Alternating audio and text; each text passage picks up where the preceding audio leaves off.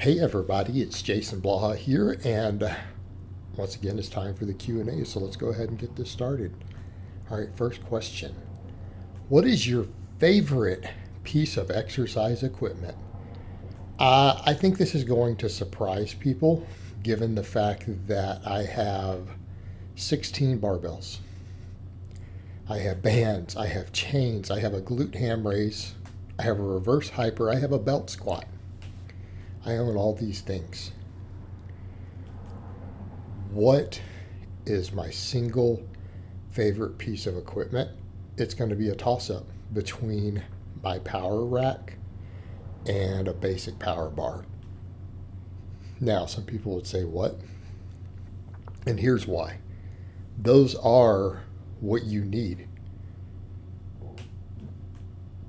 If I sold most of my barbells tomorrow, all three of those other pieces of equipment that I like, I could still train and successfully break world records. Okay, those are cute pieces of equipment. They're useful. They are not necessary.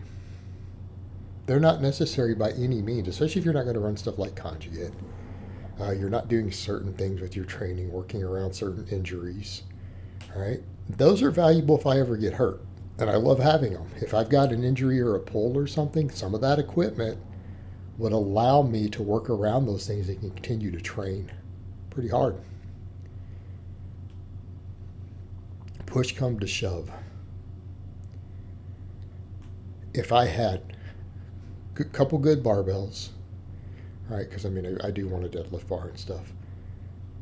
Plates, not even my calibrated plates. You take me down to iron plates, a really, really good rack like I have, and a pulled up bar. Okay, I would still be just as strong. Favorite piece of equipment is ultimately going to be, I guess, a barbell. Good barbell. That is the foundation of everything.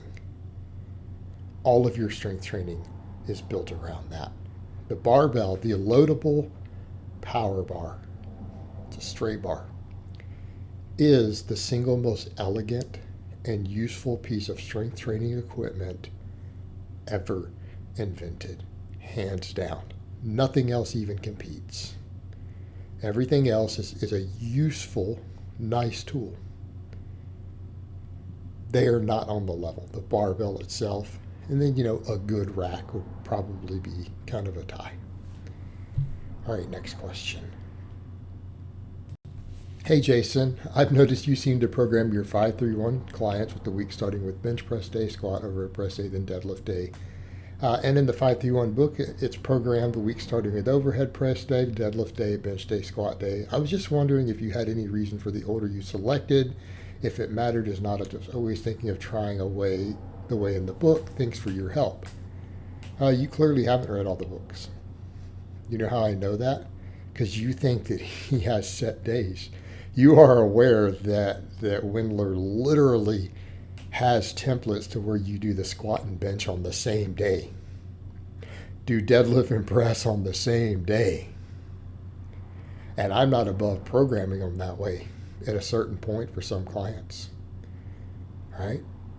Especially if you want a lot more minimalism. Like if you're going to go to true minimalism, even that sort of stuff makes sense. Now you said I seem to no. A lot of my clients I do.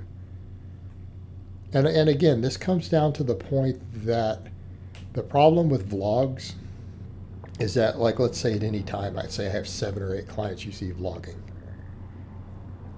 But then I have, 27 clients. It may not give an accurate picture of what I do with the rest of my clients, right? It may not be an accurate picture. I like that other setup for a lot of people, the one that you described, but I clearly have clients who don't do that, even in the vlogs.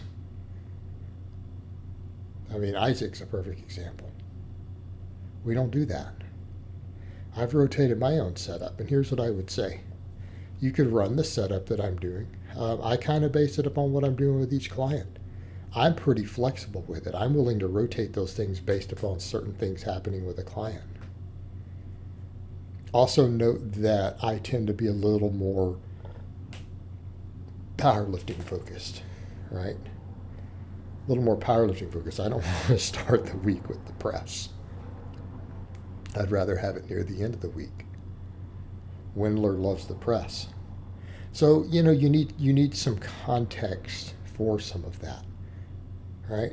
But here's what I would say. If you're going to run 5-3-1 and you're not going to coach people and you're not going to look at the fine details of it, just pick a template from the book. But if you think that that is the way he programs it in the book, you're only looking at a single template, right? You haven't read the majority of the material, and you probably don't have the newest edition, like the latest, whatever I think it's called, Forever, 5-3-1 Forever.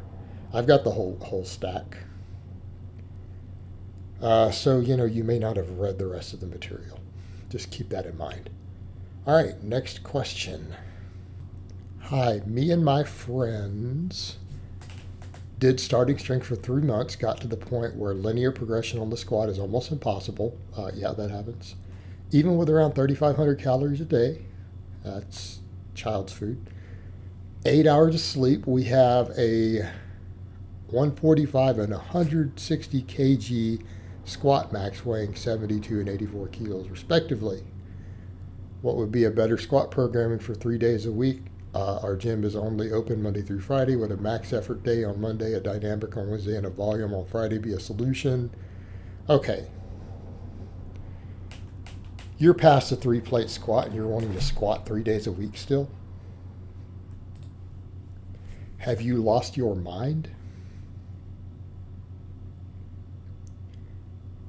Ask you a simple question. You watch my client blogs. You see my client vlogs. You see what I do. How often do my people squat? 1 to 2 days a week. That's it.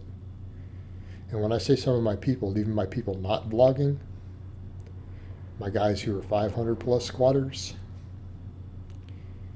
right? You know how often they squat? 1 to 2 times a week. If they're on 5-3-1, they squat once a week. If they're on conjugate, it's 1 versus 1 and really it's 1.5, because 1 week they squat twice and the next week they squat once. All right. Point you're at, it's time to get on better programming.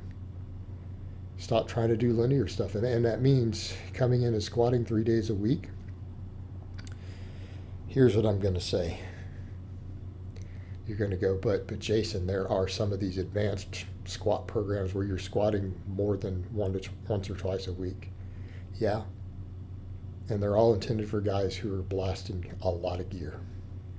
Even then, not even necessarily ideal, because a lot of guys blasting a lot of gear still only squat once a week and squat 900 pounds. All right, it's time for you to change to better programming. Don't try to write your own, and I sure as hell would never, for any of my lifters, program what you just recommended. All right, you're inexperienced. Stop trying to write your own programs. Stop. There are good templates out there by plenty of good coaches. Use them. All right, guys, but that's really all I have to say on that today. I hope it's been informative, and I'll talk to you guys next time in part 2.